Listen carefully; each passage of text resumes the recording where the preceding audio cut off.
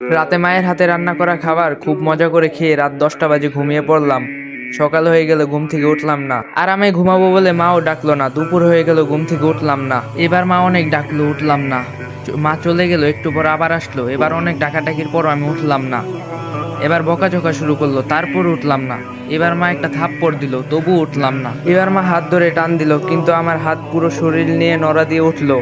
শরীর আমার পাথর নয়, পুরো শক্ত হয়ে গেছে। মা কিছু না বলে চুপ করে রুম থেকে বাবাকে ডেকে নিয়ে আসলো, কিন্তু বাবা আমাকে অনেক ডাকার পরও আমি উঠলাম না। এবার বাবা চোখের পানি ফেলে দিয়ে বলল, উঠে আয়, তোকে আর কোনোদিনও কিছু বলবো না। যেভাবে করে থাকতে চাস ওভাবেই থাকিস, তবু উঠে আয়, তোকে আজকে আমি ল্যাপটপ কিনে দেব। আমি অবাক হয়ে দেখছি বাবা এত করুণা করে আমাকে কোনোদিনও বলে নাই, অথচ আজ বলছে। আমি উঠে আসতে চাচ্ছি, কিন্তু পারতাছি না। ওইদিকে বাবা নানান রকম লোক দেখিয়ে বলছে, উঠে আয়। একটু পর আমার বাড়িতে অনেক মানুষ চলে আসলো। ওইদিকে মা অনেক কান্না করতেছে। মাকে কেউ সান্ত্বনা দিচ্ছে, কেউ বাবাকে, কেউ ভাইকে, কেউ বোনকে নানান রকম কথা বলে বোঝাচ্ছে। একটু পর কয়েকজন এসে আমাকে খুব যত্ন করে বিছানা থেকে নামিয়ে লোহার শক্ত খাটিয়ায় শুয়ে দিল। আমি কাঁদতাছি আর বলতাছি, পেটে খুব ব্যথা লাগছে, নামাও এখান থেকে আমাকে। কেউ আমার কথা শুনছে না। একটু পরই মানুষগুলো গরম পানি নিয়ে এসে আমার শরীরে কিছু পানি ঢেলে দিল।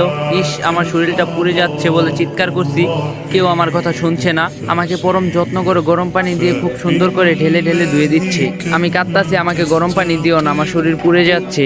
ডলা দিও না, আমার খুব ব্যথা লাগছে। কেউ শুনলো না আমার কথা। অনেক সময় নিয়ে গোসল করে আমার শরীর ভালো করে মুছে নিয়ে আমারে নিয়ে আসলো আমার বাসার জায়গাতে। আমি খুব খুশি হলাম, ভাবলাম আমাকে এখানে বসাবে, কিন্তু ওরা আমাকে না বসিয়ে কাঠের শক্ত খাটিয়ে শুয়ে দিল। একটা চাদরও নিচে দিল না। একটু পর মা, বোন আরো কয়েকজন মিলে একটা সাদা কাফনের কাপড় পরিয়ে দিল।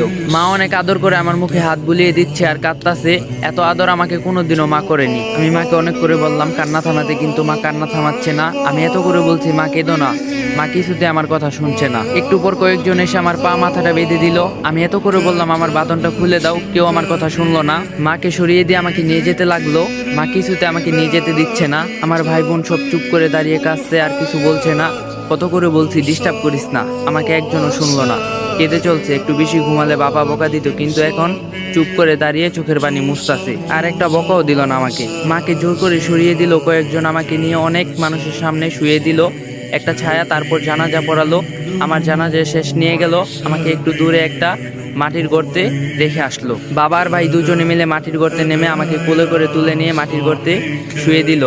একটা বালিশ চাদর কিছুই দিল না, একটা লাইটও দিল না। আমার পা আর মাথার কাছের বাঁধনগুলো খুলে দিল। আমার উপর খুব তাড়াহুড়ো করে কিছু কাঁচা বাঁশ দিয়ে ঢেকে দিল। তার উপর কি কি দিল আমি কিছুই দেখতে পারছি না। যতই সময় যাচ্ছে মাটির গর্তে অন্ধকার নেমে যাচ্ছে। আমি চিৎকার করছি আর বলছি, আমাকে এখান থেকে বের করো, আমার খুব ভয় করছে, কিছুই দেখতে পারছি না। একটু পরে আমার উপর মাটি চাপা দিয়ে সবাই চলে যাচ্ছে। আমি ডাকতাছি আর বলতাছি, আমাকে একা রেখে চলে যাও না। কেউ শুনলো না আমার কথা। স্বার্থপরের মতো সবাই চলে গেল।